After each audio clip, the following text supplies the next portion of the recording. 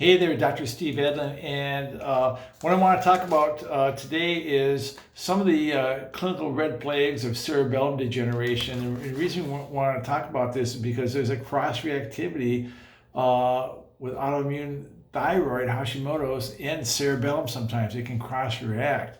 So sometimes you have a thyroid issue, Hashimoto's, and you'll have some weird different symptoms neurologically, which is not uncommon. That's why when I run these tests on everybody that comes in, where you might have difficulty with balance, difficulty going downstairs, maybe prone to falls. You might sway from one side or the other when you walk, some clumsiness in the hands, maybe some slight hand shake a little bit.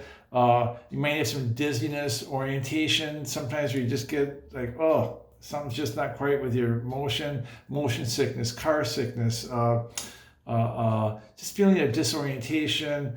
Crowded places can cause anxiety. Those are all clinical signs to me that you may have some cerebellum degeneration, which is another cross-reactivity part of this whole Hashimoto's thing. So it can affect the cerebellum.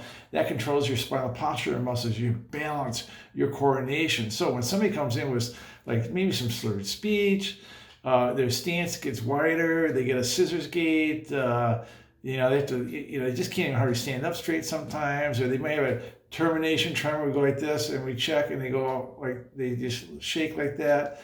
Or they have real big handwriting. Those are all clinical signs of cerebellar disease. So that's why we'll do different tests like the Romberg test. We'll just have you stand, and put your hands straight out in front of you, and close your eyes, and you shut all over the place.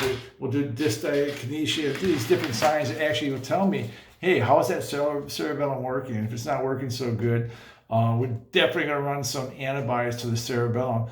Because again, with Hashimoto's, there's a cross-reactivity. The TPO, TPG antibodies, they can cross-react with cerebellar antibodies, GAD65 antibodies in the pancreas.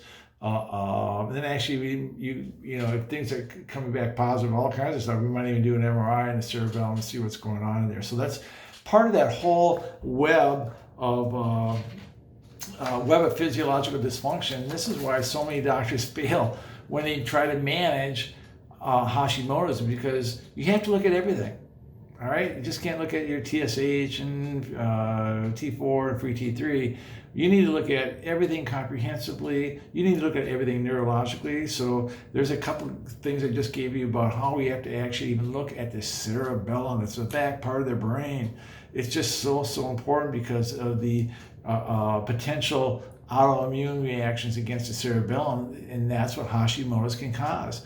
So you think you got a thyroid issue, which is also, it's an immune system dysfunction, but it also can create cerebellar brain issues too. So if you ever have like poor balance, instability, vertigo, or been diagnosed with benign positional vertigo, nausea with movement, car sickness, sound and light sensitivity, those are all cerebellum based. So you might think they're trivial, but I don't think they're trivial, and it could be related to the Hashimoto's. Just another thing we need to look at. So all right, that's a little bit on Hashimoto's and cerebellar cross-reactivity.